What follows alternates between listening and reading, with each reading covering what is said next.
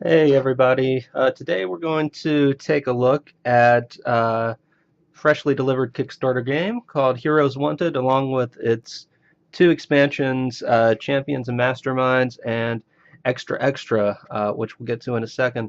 This is very much going to be a first impression type look. I've torn open the wrapper and checked one thing inside the box, but other than that, I haven't really looked at anything. We'll get back to this in a second. Heroes Wanted is a tactical board game. It is hex-based, I believe, uh, wherein you play B-class superheroes. Some of these guys are examples made up of trait cards. Uh, it's a bit difficult to explain without showing, so we'll get into that once we pop open the box. So let's go ahead and just do that right now and see what we got. First thing is this is hefty. I think it was around 5 pounds is what the uh, delivery notice said, and I believe that completely. There is either a lot of stuff or some good hefty quality stuff in here, so let's give it a look. First off, we have the instruction booklet. Good thick paper. What do we have? 23 pages in this guy, along with the components list, which we will take a look either at the end of this or in a separate video. One of the things I do like to do in every Kickstarter game is to check and make sure that all of the components are there. Next, we have, let's see, I'm guessing these are going to be playing boards. Let's check them out. They're both looks like a quad fold. Yes, and there are the hexes. And tell you what, I'm going to clear some of this stuff off so we can get a look at it. All right, this is one side of it. Looks like a street type of setting. Yeah, littering, loitering, and jaywalking. I'm going to assume this is the name of the map. There we go. Let me fix this autofocus for us, because I think this will work pretty well at this distance right now. So we have one of those, two of those. Bedlam at Zeta City Asylum. That could be fun.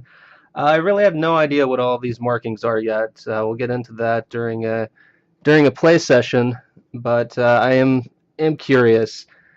While I do like to have a little bit of an idea what my Kickstarter games are going to be, I don't like to completely ruin the surprise, so it'll be a surprise to all of us when we get a chance to look at it. I'm going to pop open this other map here so you can see what it looks like.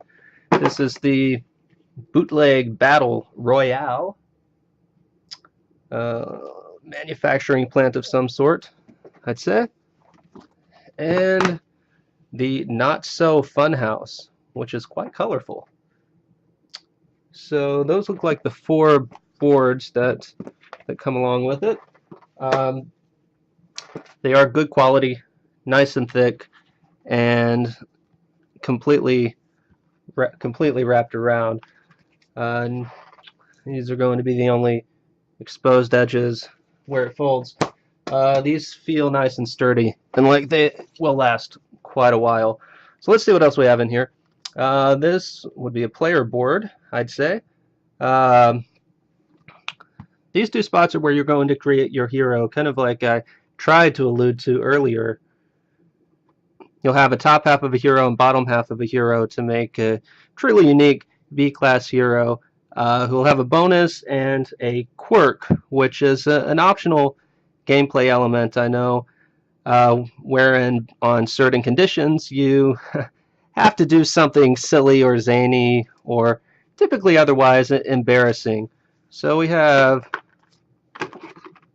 5 of those in 5 different colors. This is a 1 to 5 player game, so it can be played solo, and that's primarily what I'll be doing more than likely on it. This is the Fame track, which Don't really know what that's for, to be frank. But it starts at -9 and goes all the way up to 80. You can assume that that will be something accumulated through gameplay. Punch board with some tokens. These, I'm guessing, are injury markers, a la player board. And these, I'm assuming, will probably be points. Pop one of these out. These are nice, good, thick pieces, and feel sturdy in the hands. They're not going to bend with just a little pressure, so that's good. Nice component quality. And we have another set of punch board items here. Lost one somewhere. Hopefully it's down there. Anyway, first player marker. That's another one. These I vaguely remember being, what are these? Achievements, more or less, but I forget how they function. It's the back of it. So that'll be interesting to check out. A threat marker and some other cool things on here. But very good quality on them.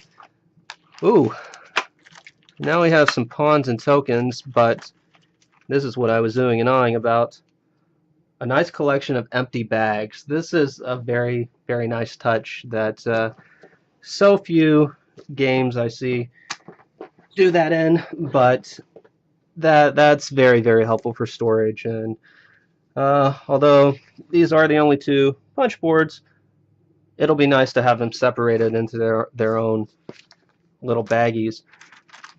So we have, also in resealable baggies, these are going to be villain pawns, standard villain pawns. Let me pull some of them out.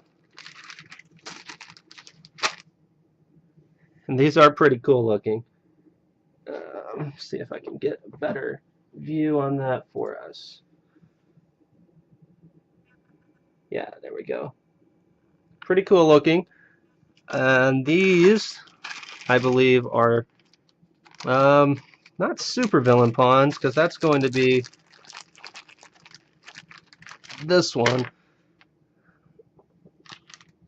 This is the super villain,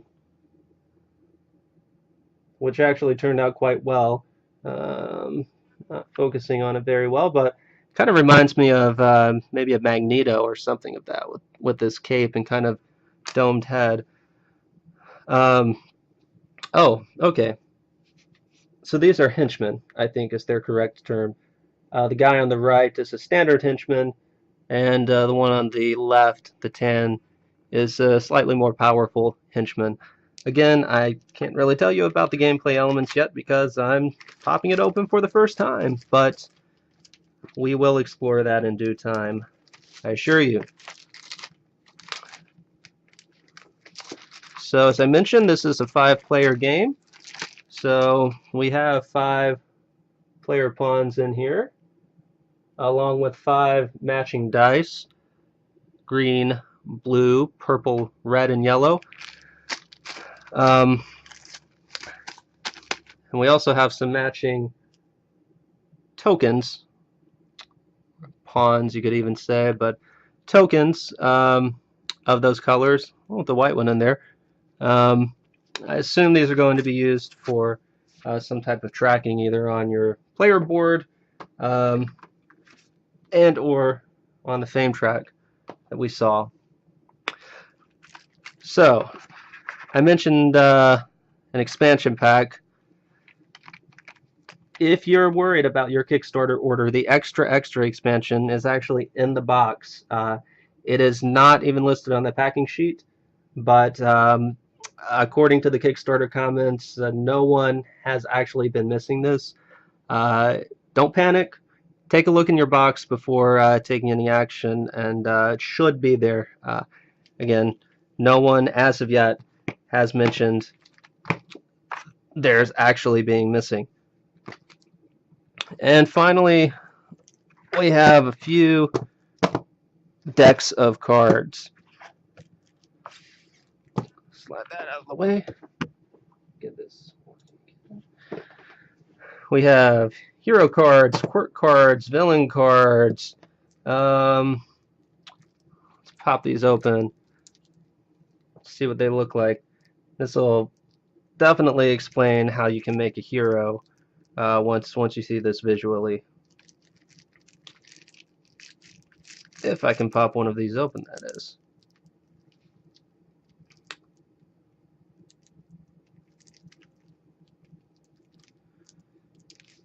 Okay, let's try villains. That's what I get for clipping my fingernails.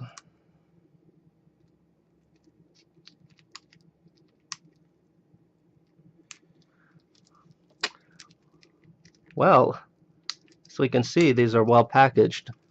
Well, how about this? Heroes are going to have A and B inside. I'll work on getting this stuff open in a little bit. Villains, you can see, have an A and a B pack, completely stacked. B flips over to a top, A flips over to a bottom. These are how you will make a hero. As you can see, we would have Golden Beard here, who has traits on the top. Let's see if we can get this better view of it. There we go. Traits on the top, he has an attack, standard attack, crustache, and a groom and doom attack. And then on the bottom, after you complete a headline, retrieve an action. So some type of bonus, I would imagine, that I can't truly speak of yet. But there are, let's see, let me pop open the instructions and tell you exactly how many of these are going to be. There are 32 hero A cards and 32 hero B cards, 18 villain A cards and 18 villain B cards, along with an extra 31 hero cards, 15 villain cards, and 8 quirk cards in the extra expansion to give you even more possibilities with your heroes and villains. And this Champions and Masterminds, another expansion. These are, I guess you would call them, pre-constructed heroes and villains on oversized cards. These would be villains. These would be heroes who are one complete unit. Let's look at the hero first. Say striker, and have all of their abilities kind of built in to synergize. It does come with its own separate instruction booklet, so I imagine there may be some variations to go along with it, or suggestions on how to integrate that with the base game. But so I think at this point, yeah, I'll take a look at these instructions and come back and maybe do a first playthrough on a solo mission after I have a bit better understanding of how all of this stuff works together, because it seems pretty cool. Component quality is really good. Everything's thick. The player board's nice and sturdy. As far as that goes, it's not just a thin piece of paper or something.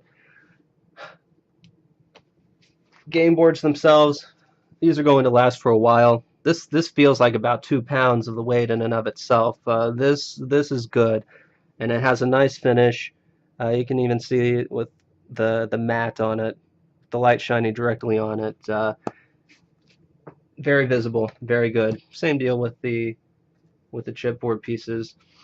So I will cut this off here. I'm going to do an inventory. Since it has a components list, I don't think there needs to be a video for that, so I'm not going to waste anyone's time doing it. But I'm going to check this out and come back with a first playthrough of a solo mission. So until then, have fun.